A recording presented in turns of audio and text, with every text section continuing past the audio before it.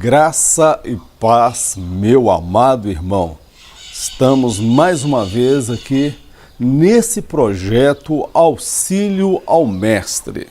Este projeto que tem como objetivo auxiliar alunos e professores da nossa escola bíblica dominical. E a lição de hoje que nós estaremos estudando é a lição de número 3, cujo título é O Perigo das Obras da Carne.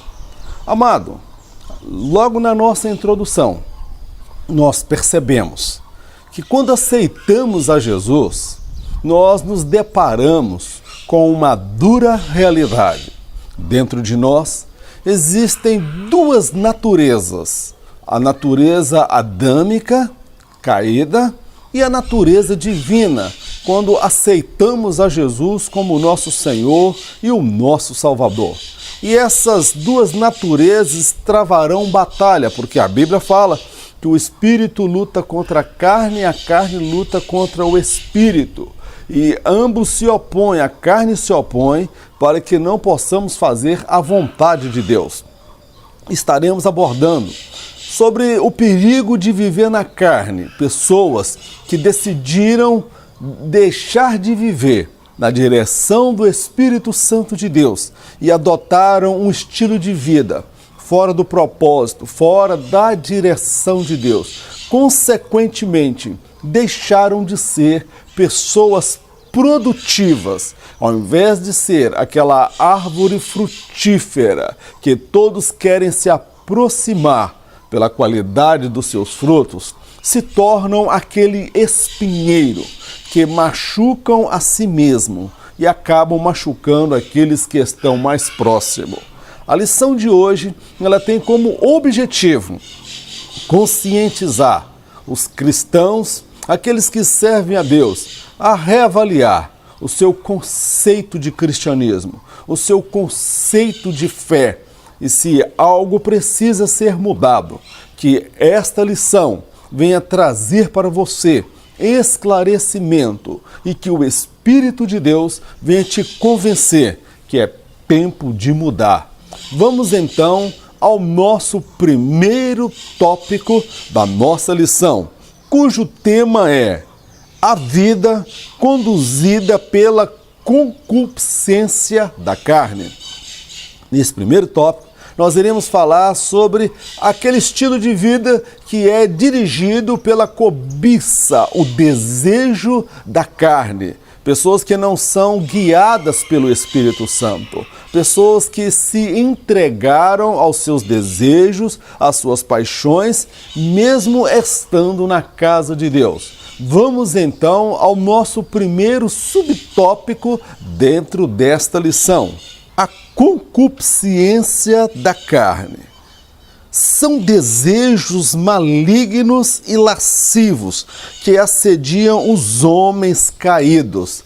Isso aí foi extraído da nossa lição do dicionário Wycliffe. Esse dicionário, ele afirma, e nós concordamos com ele, que são desejos impuros e lascivos que permeiam e norteiam a mente dos homens caídos.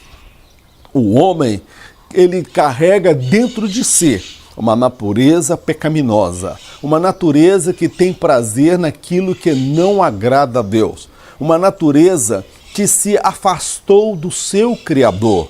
E todos nós, tanto eu quanto você, temos o potencial para cometermos o pior dos delitos, o pior dos pecados, as coisas mais abomináveis que possa imaginar.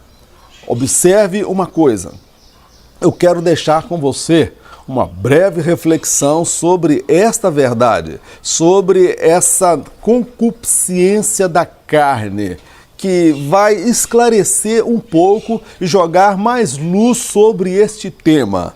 Eu coloquei a seguinte reflexão: o melhor dos crentes está sujeito a cometer os piores e mais abomináveis pecados. Somente na dependência do Espírito é possível vencer a antiga natureza adâmica. Meu amado, todos nós Carregamos dentro de nós uma natureza pecaminosa, a natureza caída de Adão. E temos, de fato, a capacidade de fazermos coisas absurdas. Olha para Davi, que era o homem segundo o coração de Deus. Se a Bíblia não trouxesse esse relato, ninguém jamais imaginaria que o homem, segundo o coração de Deus, era homicida, mentiroso e adúltero. Ele cometeu um erro após o outro, porque por mais perfeito que alguém queira ser, ele carrega dentro de si uma natureza, uma inclinação para o mal. E nós, amados, conhecemos, eu creio que você também conhece, pessoas que outrora serviam a Deus e hoje estão envolvidas no mundo da criminalidade. O que aconteceu no Brasil nessa semana que antecede aí a escola bíblica dominical, nós observamos que nos presídios lá do Amazonas, mais de 60, 80 pessoas foram assassinadas, brutalmente assassinadas e com requintes de crueldade. Em alguns casos, pessoas foram decapitadas, em outros cortaram o abdômen de cima a baixo e tiraram as vísceras das pessoas e alguns tiraram até o coração.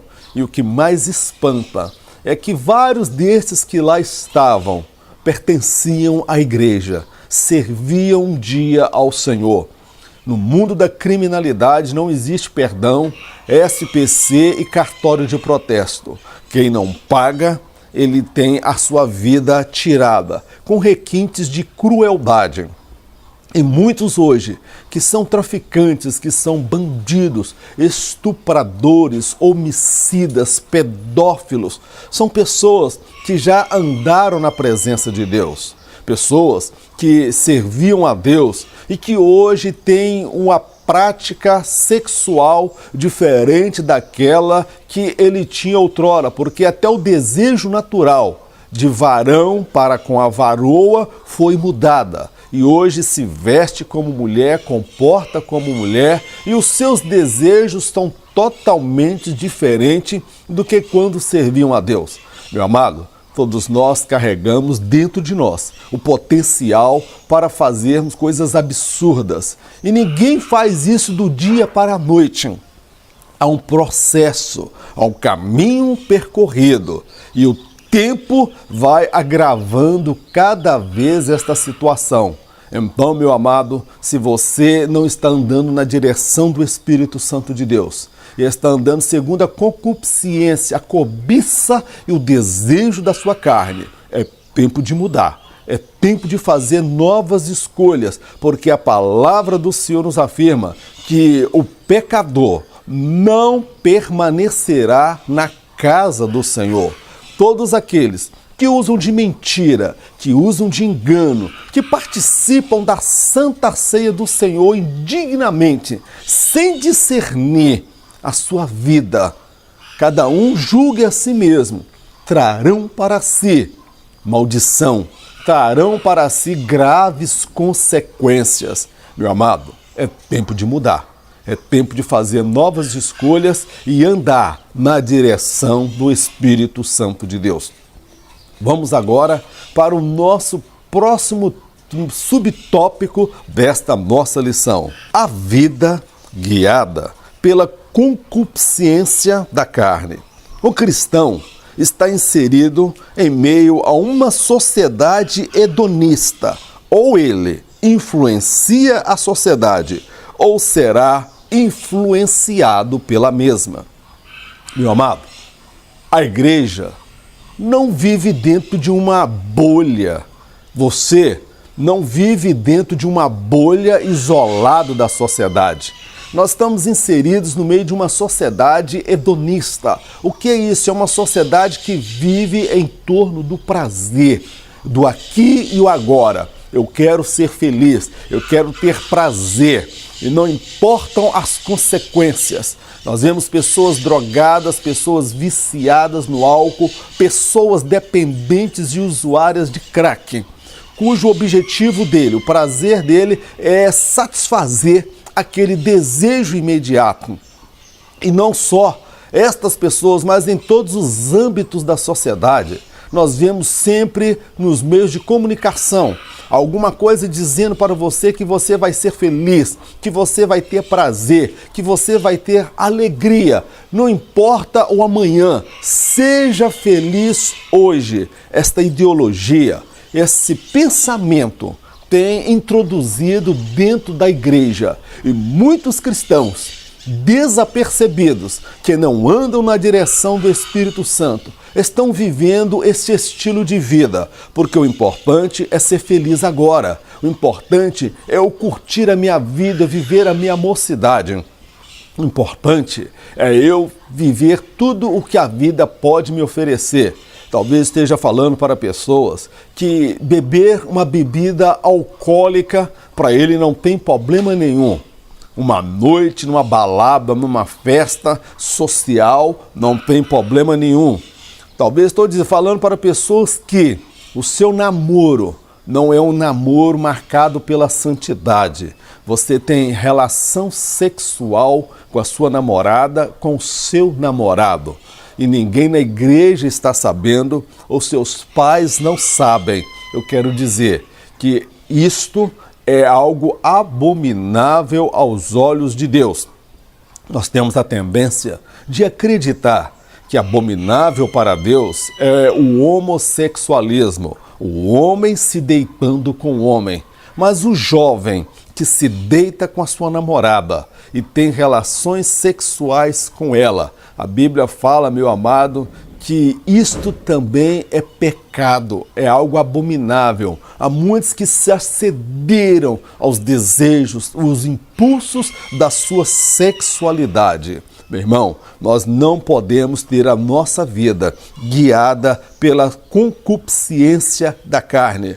Ou a igreja influencia esta sociedade, ou esta sociedade irá influenciar a igreja.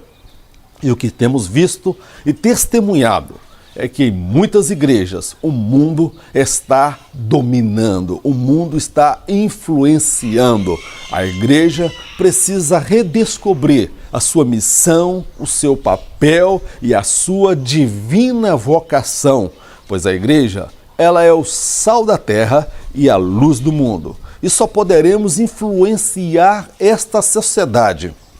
Só poderemos influenciar as pessoas se o nosso viver for um viver diferenciado. A sociedade espera que a igreja seja diferente, porque nós somos chamados para alcançar o mundo, alcançar as nações.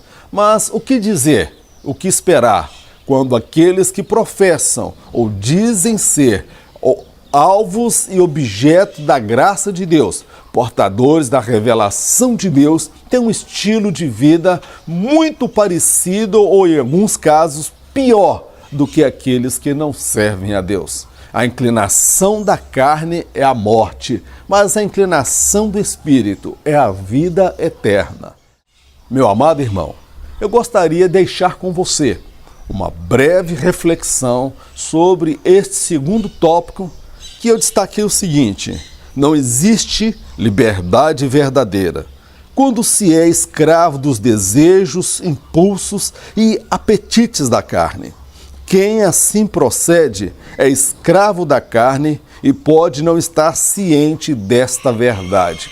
Infelizmente, há muitos que servem a Deus, que estão na casa de Deus, estão inseridos dentro de um contexto cristão, dentro de uma comunidade cristã, que é escravo do pecado, é escravo da pornografia digital, é escravo dos seus desejos, dos seus pensamentos.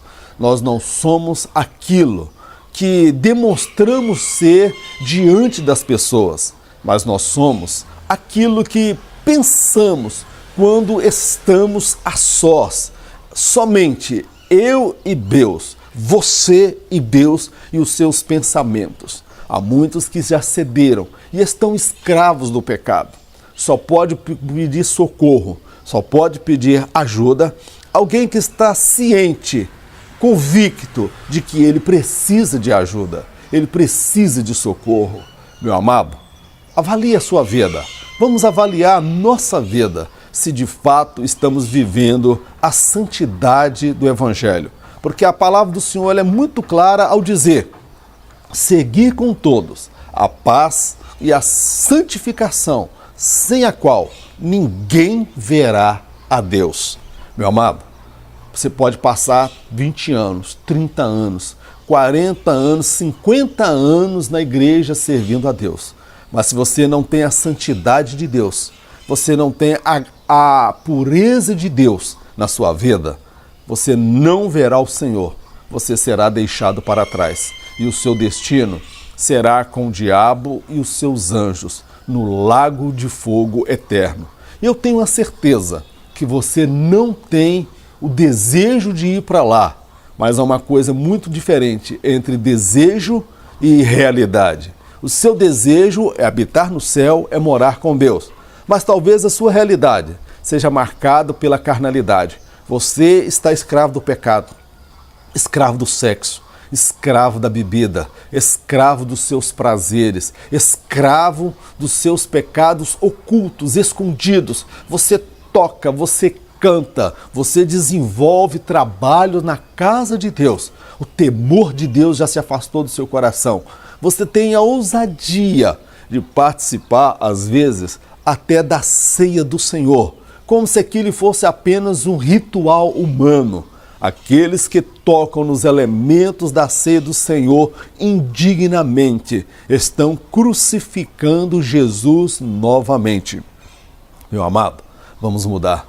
A palavra do Senhor nos afirma: conhecereis a verdade, e a verdade vos libertará. Esta palavra que muitas vezes nós usamos para evangelizar pessoas descrentes, mais do que nunca, é uma realidade vivida em muitas igrejas por muitos servos de Deus que precisam se humilhar diante de Deus com lágrimas, pedindo a Deus o perdão, o arrependimento. Eu quero apresentar o fruto do Espírito chamado domínio próprio. Autocontrole não, é domínio próprio, é o Espírito Santo vindo, lhe dando força, lhe dando graça para você resistir aos impulsos e os desejos e os pensamentos que insistem em levá-lo para longe de Deus.